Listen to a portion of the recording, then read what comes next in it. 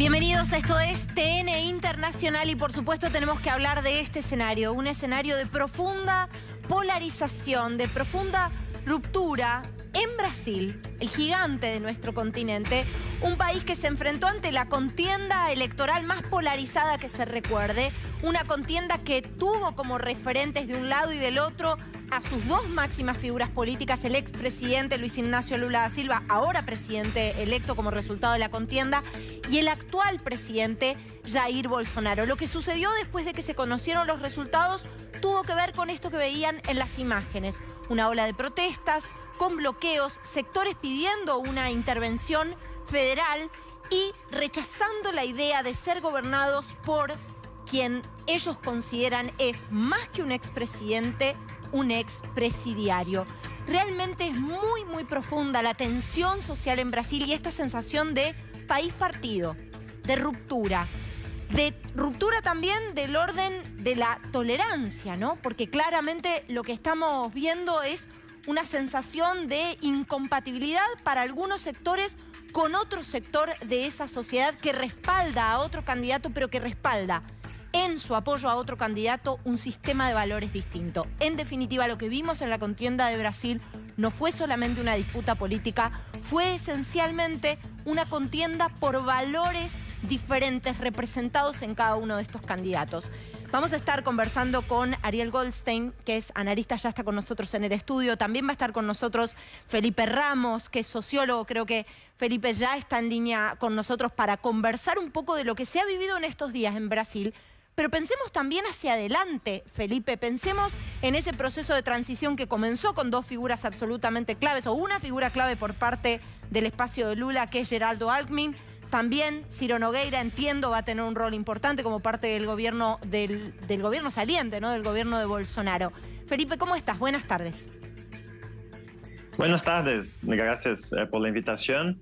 Pienso que el reto del nuevo gobierno en Brasil, que ya ha empezado incluso la transición, en lo que pese las protestas que siguen en la calle, pero ahora ya más pequeñas, la transición de gobierno ya ha empezado, ¿no? Y el gran reto que va a tener el nuevo gobierno es justamente reducir, ¿no? Yo no diría terminar, pero al menos reducir la polarización en Brasil, demostrar que es un gobierno de hecho de unión y de pacificación nacional.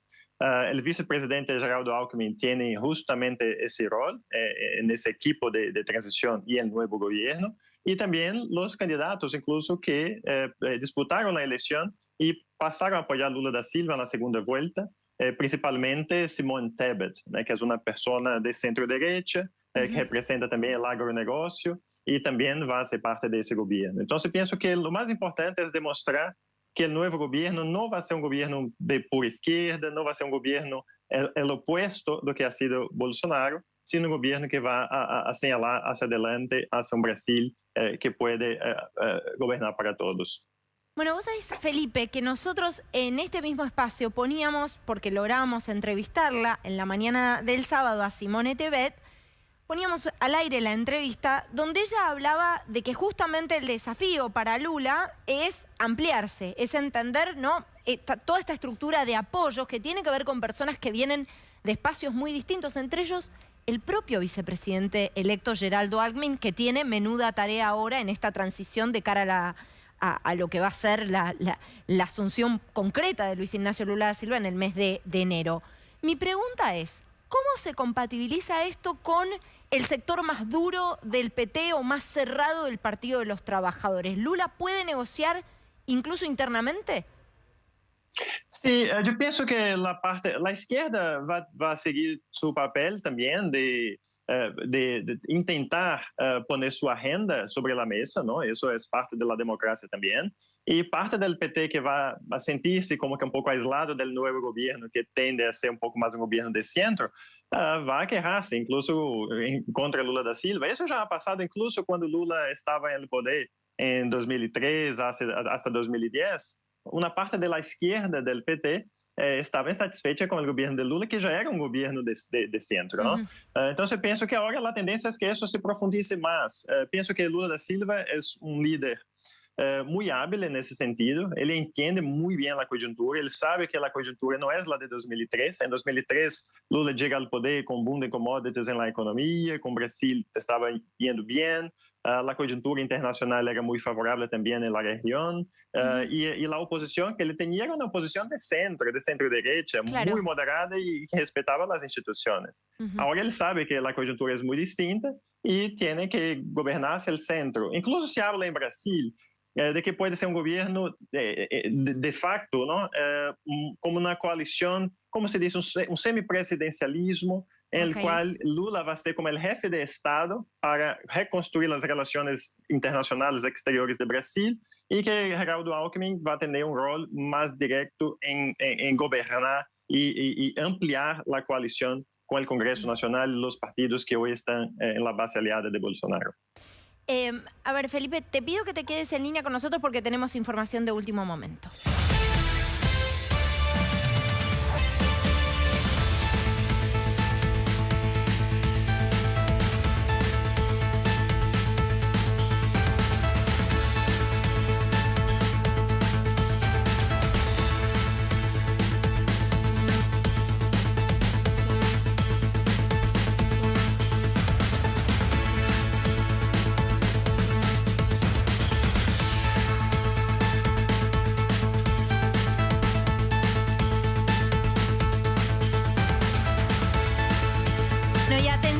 Porque esto tiene que ver con una consulta del presidente brasileño Jair Bolsonaro, que según informa CNN Brasil, habría consultado a las fuerzas sobre la posibilidad de analizar lo que ha sucedido con el resultado de las elecciones del balotaje del domingo.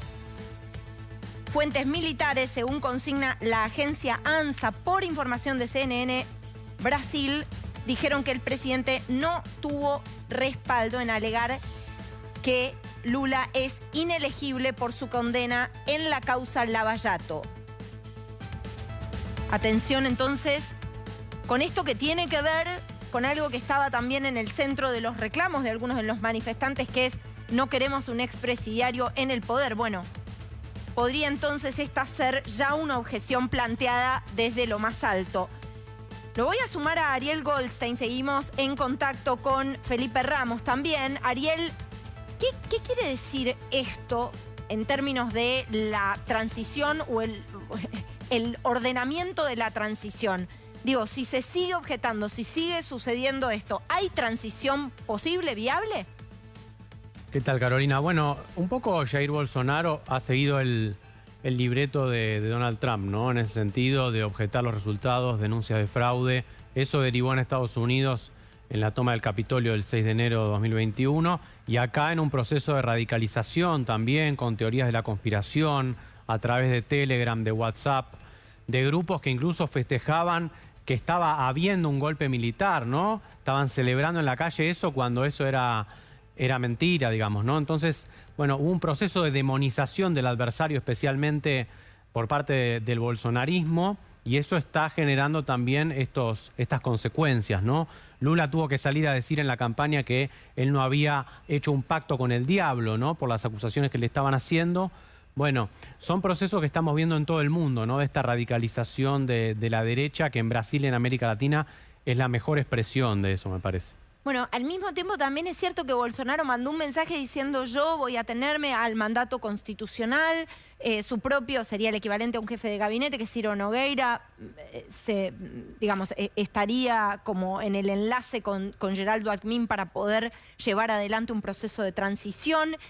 ¿Crees que hay como dos mensajes, uno para esa militancia más dura, para que no se sienta defraudada, y después otro que tiene que ver con las concreciones políticas? Sí, tal cual. Yo creo que Bolsonaro juega en esa ambigüedad, ¿no? Por un lado, dice que va a respetar, digamos, el resultado, y por el otro, decía que estas manifestaciones que estaban haciendo, ¿no? Eran pacíficas. O sea, llamó a desbloquear las calles, ¿no? Las intervenciones de los camioneros en las principales rutas, pero a la vez decía: las manifestaciones son pacíficas, cuando estaban pidiendo intervención militar ya, ¿no? Entonces, en esa ambigüedad también es la forma que busca Bolsonaro de mantener vivo su liderazgo frente a las presiones y a las disputas que empiezan a surgir en su propio movimiento. Pero yo diría que una persona que tuvo 58 millones de votos, ¿no? Es el mayor líder de la derecha en Brasil desde la transición democrática, no fácilmente va a perder ese capital político, ¿no? Porque esa situación de un líder carismático que es visto como un mito por las personas que lo apoyan, bueno, es una situación que seguramente perdure en los próximos años. Bueno, a ver, ¿hay posibilidades de que ese cuestionamiento a la elección en sí pueda avanzar, el cuestionamiento que reclama cierto sector de la sociedad?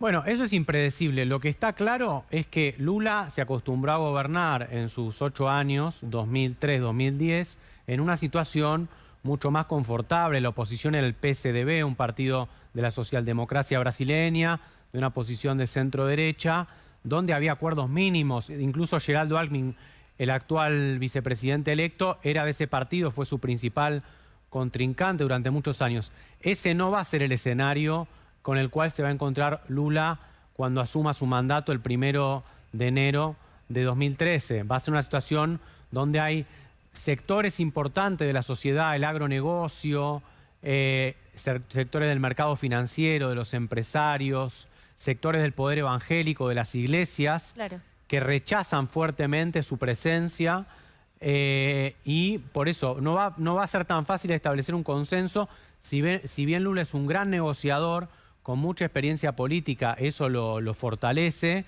en esa experiencia, pero a la vez no va a ser un gobierno, digamos, con las ventajas que tenía Lula en sus primeros mandatos, ¿no? Felipe, ¿cuál es tu mirada sobre este punto?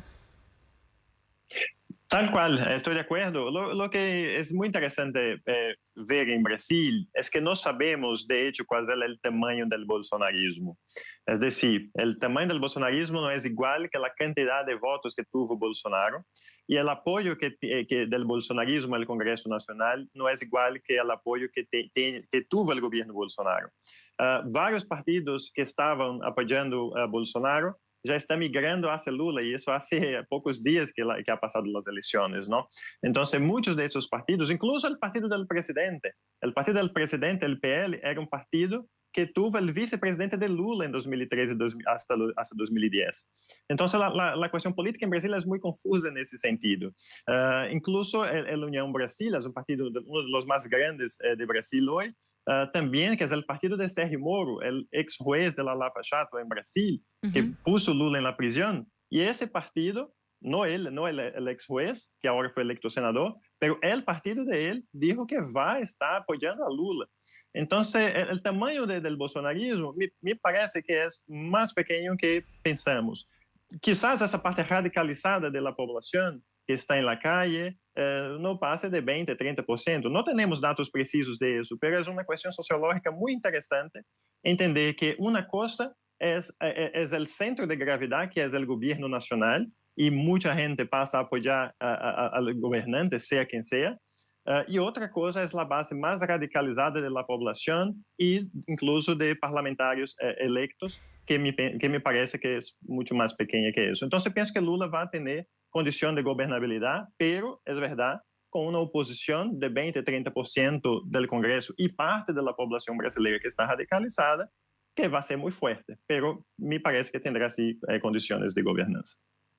Bueno, y después está de alguna manera, devolución de favores por los apoyos políticos. ¿Cómo se va a distribuir esto, no? Porque tenés muchas figuras importantes dentro del ecosistema político brasileño que van a reclamarle a Lula su lugar, ¿no? Simone Tebet recién la nombraban.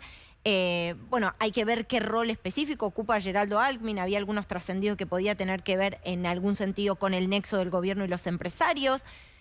¿Qué crees que puede pasar en este sentido? ¿Puede haber fisuras o tensiones internas, además de la polarización a la que le tiene que hacer frente Lula? ¿Ariel? Sí, incluso... Sí, yo no Perdón, no les había dicho el nombre, le preguntaba. Ariel, dale. Bueno, Simón Tebet, vos lo destacaste el otro día cuando participaste en TN, es una figura de mucha importancia para los próximos años de la política brasileña, Carolina. fue una figura muy importante en la campaña de Lula, ¿no? Porque ella viene del MDB, uno de los partidos más tradicionales, participó de la CPI del COVID haciendo las denuncias por el tratamiento de la pandemia. Me parece que es una figura que tiene proyección. Sectores del Partido de los Trabajadores ya saben cómo es Lula, ya saben que es un pragmático, ¿no? En su momento el PT cuando llegó al gobierno rompió con el PSOL, con el ala más izquierda del Partido de los Trabajadores. Eso me parece que no va a pasar porque ya pasó, digamos, ¿no? Hoy el PT es un partido que tiene sectores de izquierda, pero también, digamos, es un partido ya de centro-izquierda que ha gobernado, ¿no? Y también va a tratar de atraer sectores del Partido Liberal, que es el Partido Bolsonaro, que no son tan radicalizados a la derecha, y sobre todo Unión Brasil. Unión Brasil tiene 56 diputados, Luciano Bivar es el presidente del partido y ya dijo que quiere colaborar con Lula. Va a ser, me parece, un partido clave. Por ejemplo, Sergio Moro fue electo senador por Paraná con Unión Brasil, ¿no? Son sectores de derecha, pero no tan radicalizados como el bolsonarismo. Entonces me parece que ese partido va a jugar un papel clave en el Congreso. Bueno, el mensaje de Sergio Moro, de hecho, en ese tuit, ¿no?, en el que le da reconocimiento a lo que sucedió el domingo, arranca con la frase, la democracia es así, ¿no? Me parece que rápidamente se daba cuenta de que institucionalmente quería o tenía que mandar un mensaje en esa dirección. Ahora, Felipe, te pregunto más en lo concreto, ¿con qué se va a encontrar Lula en este fin de gobierno, fin de al menos este ciclo para Jair Bolsonaro? ¿Con qué se va a encontrar en términos económicos? ¿Con qué se va a encontrar en términos institucionales? ¿Y qué puede cambiar? Bueno, pienso que económicamente la situación va a ser muy difícil. Primero por la coyuntura internacional. Aunque los precios de las commodities están altos, ¿no? Es lo que es bueno para Brasil, que exporta commodities. La situación en términos de inflación, de las presiones inflacionarias, del aumento de las tasas de interés en Estados Unidos, en los bancos centrales de los países desarrollados, todo eso, también la guerra en Ucrania, todo eso son factores que son negativos y que impactan a Brasil. También la coyuntura interna del gobierno Bolsonaro en su recta final hacia las elecciones ha abierto los cofres públicos y ha gastado demasiado en ese intento de elegir a Bolsonaro. Henrique Meirelles, que es un expresidente del Banco Central en Brasil, ha calculado que el hueco que tenemos en las cuentas públicas en Brasil es mucho más grande que lo que ha dicho el gobierno, alrededor de 100.000 millones, dijo el gobierno, y los cálculos son que puede llegar a 400.000 millones de reales, ¿no? Como que un poco menos de 100 millones de dólares. Entonces, ese es un desafío muy grande en términos económicos que va a heredar el gobierno Lula.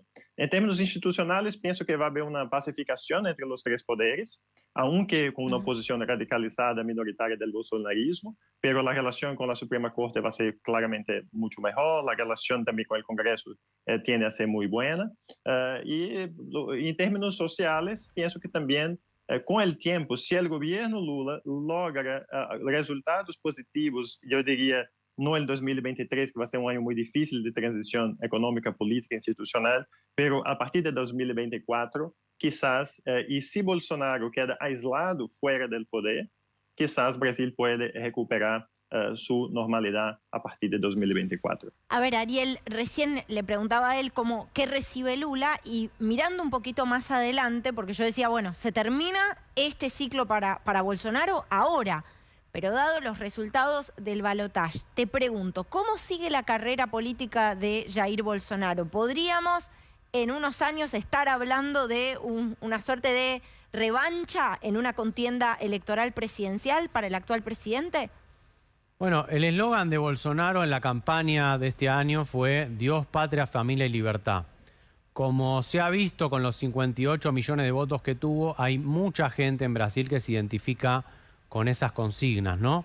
Él logró solidificar una alianza muy fuerte con las principales iglesias evangélicas, el sector agropecuario, que es muy fuerte en Brasil, los militares y el mercado financiero, ¿no? Y las empresas fabricantes de armas, ¿no? Que ese es un problema grave que va a tener el gobierno de Lula. Aumentó un 400% la posesión de armas en Brasil durante el mandato de Jair Bolsonaro. Esas personas ya tienen sus licencias para hacer uso de las armas. Entonces va a ser difícil, a ver, ¿Qué hace el gobierno de Lula para reducir estos conflictos que está habiendo, ¿no? Roberto Jefferson, aliado de Bolsonaro, disparó 50 tiros contra la policía y 2 granadas. Esa militarización de la vida política que está habiendo va a representar seguramente un gran desafío para el futuro, pero seguramente la figura de Bolsonaro se va a mantener vigente porque expresa esa parte de Brasil que hasta ahora no se había expresado en la figura de un líder político. Ariel y Felipe, muchísimas gracias por este contacto. Gracias a vos.